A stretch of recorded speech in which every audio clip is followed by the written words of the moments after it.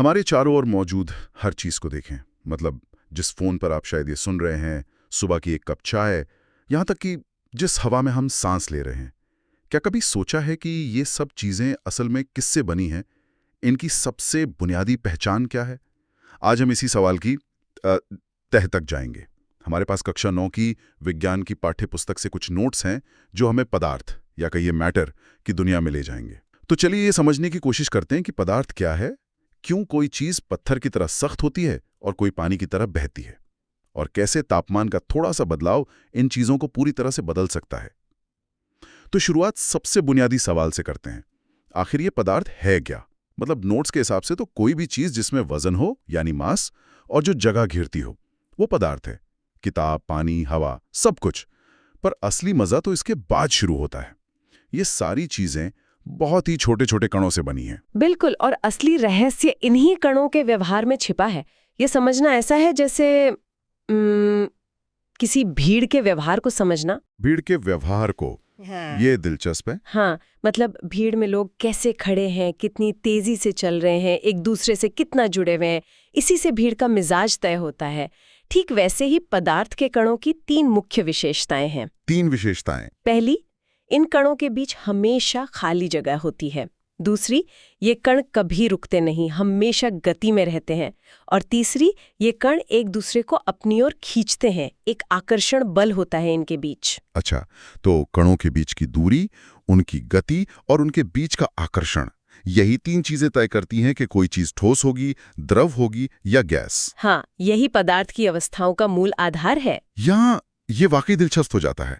चलिए सबसे पहले ठोस की बात करते हैं, जैसे लोहा या लकड़ी।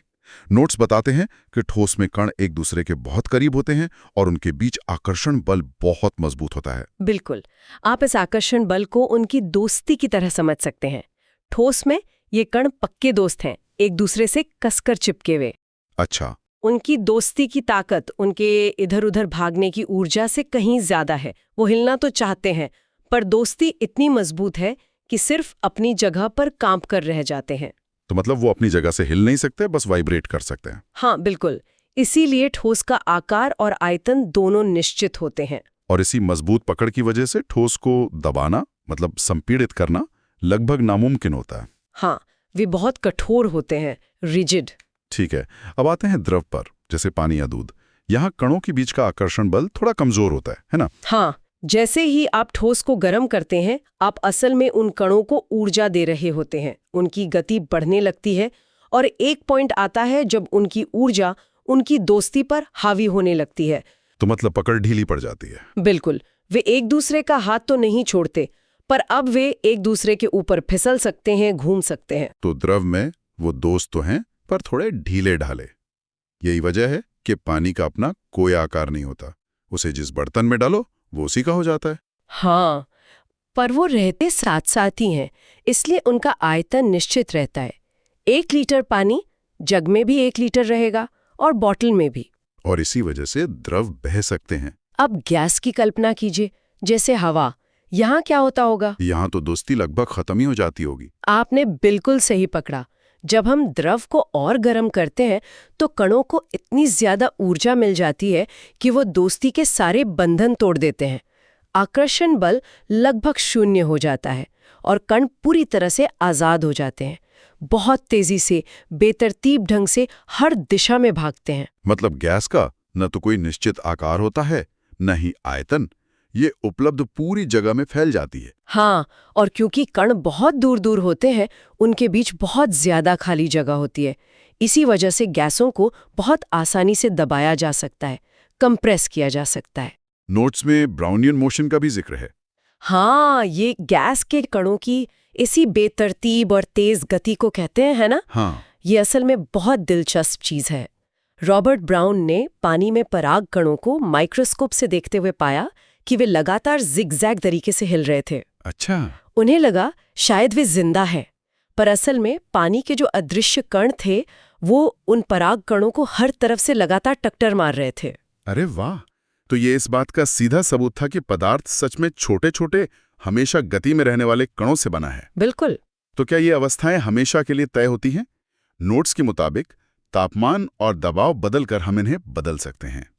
जैसे ठोस से द्रव बनने को गलन या मेल्टिंग कहते हैं।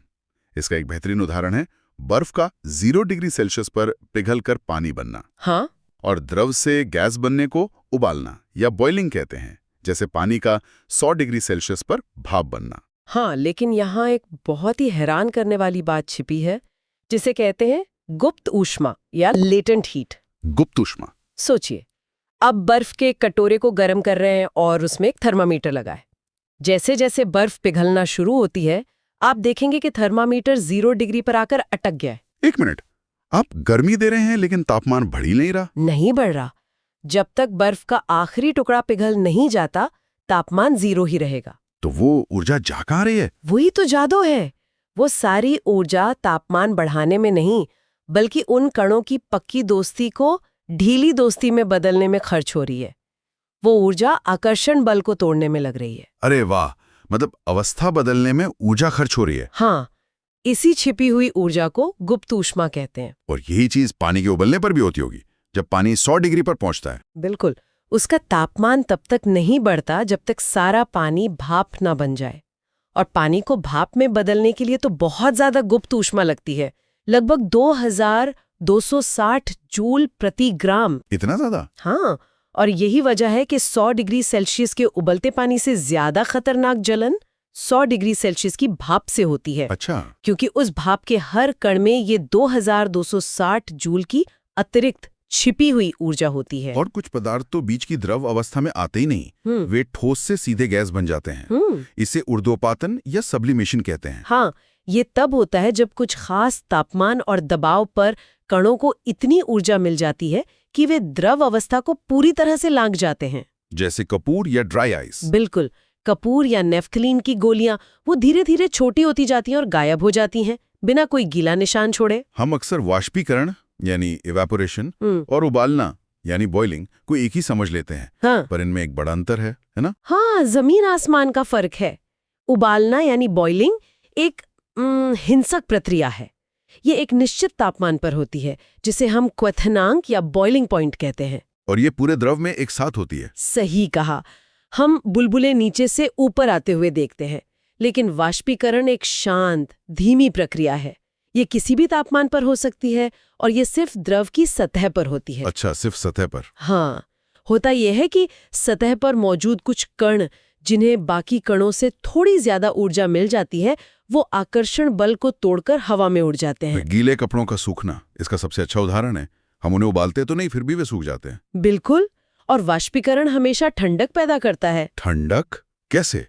जब सतह के सबसे ऊर्जावान कण उड़ जाते हैं तो पीछे कम ऊर्जा वाले कण रह जाते हैं, जिससे सतह का तापमान गिर जाता है। हमारा पसीना भी इसी सिद्धांत पर काम करता है। सही बात है। जब पसीना उड़ता है तो वो हमारी त्वचा से गर्मी लेकर उड़ता है और हमें ठंडक महसूस होती है। और कुछ कारक हैं जो इसे तेज या धीमा कर सकते हैं। जैसे सतह का क्षेत्रफल बढ़ाने पर वाष्पीकरण तेज हो जाता है। हाँ, इसीलिए हम कपड़े फैलाकर सुखाते हैं। और तापमान बढ़ने पर या हवा तेज चलने पर भी ये तेजी से होता है। बिल्कुल, लेकिन अगर हवा में पहले से नमी मतलब आर्द्रता या ह्यूमिडिटी ज्यादा हो तो वाष्पीकरण धीमा हो जाता है। इसीलिए बरसात के मौसम में कपड़े देर से सूखते हैं। हाँ, क्योंकि हवा में पहले से ही पानी के कण मौजूद होते हैं, उसकी और पानी सोखने की क्षमता कम हो जाती है। ये सब कुछ उन कणों के खेल पर ही निर्भर करता है। तो आज हमने पदार्थ के सबसे छोटे कणों से शुरू करके उनकी 3 मुख्य अवस्थाओं ठोस, द्रव और गैस को समझा, और ये भी जाना कि तापमान कैसे इनमें जादुई बदलाव ला सकता है। ये बुनियादी विज्ञान हमारे रोजमर्रा के जीवन को समझने के लिए बहुत जरूरी है। लेकिन दिलचस्प बात यह है कि कहानी यहाँ खत्म नहीं होती। मतलब? इन 3 अवस्थाओं के अलावा भी पदार्थ के अन्य रूप हैं, जैसे प्लाज्मा। प्लाज्मा? ये तो मैंने सुना है जैसे टीवी में होता है। हाँ, पर ये उससे कहीं ज्यादा है। हमारे सूरज और सारे तारे इसी प्लाज्मा से बने हैं। ये एक सुपर एनर्जेटिक गैस है जहाँ कण इतने ज्यादा ऊर्जावान होते हैं कि उनके इलेक्ट्रॉन भी टूटकर अलग हो जाते हैं। अच्छा, तो ये पदार्थ की चौथी अवस्था है। हाँ, और अगर हम दूसरी तरफ जाएं, परम शून्य तापमान की ओर, तो हमें मिलता है बोस-आइंस्टीन कंडेंसेट। बोस-आइंस्टीन कंडेंसेट, ये तो भारतीय नाम जैसा लगता है। हाँ, क्योंकि इसकी भविष्यवाणी भारतीय भौतिक शास्त्री सत्येंद्र नाथ बोस और एल्बर्ट आइंस्टाइन ने मिलकर की थी। ये पदार्थ की 5वीं अवस्था है। 5वीं अवस्था। इसमें जब आप कणों को लगभग परम शून्य तापमान तक ठंडा करते हैं तो उनकी सारी व्यक्तिगत पहचान खत्म हो जाती है। हजारों लाखों कण मिलकर एक सुपर एटम की तरह व्यवहार करने लगते हैं। ये तो बहुत ही अजीब लगता है सुनने में। है भी, ये पदार्थ का एक बिल्कुल ही अलग रूप है। यह हमें एक गहरे सवाल पर छोड़ जाता है। हमने ठोस, द्रव, गैस और फिर प्लाज्मा और बोस-आइंस्टीन कंडेंसेट की बात की। अगर हम तापमान और दबाव को उन सीमाओं से भी परे ले जाएं जिनकी हम कल्पना कर सकते हैं, तो पदार्थ और कौन-कौन से अज्ञात और आश्चर्यजनक रूप ले सकता है।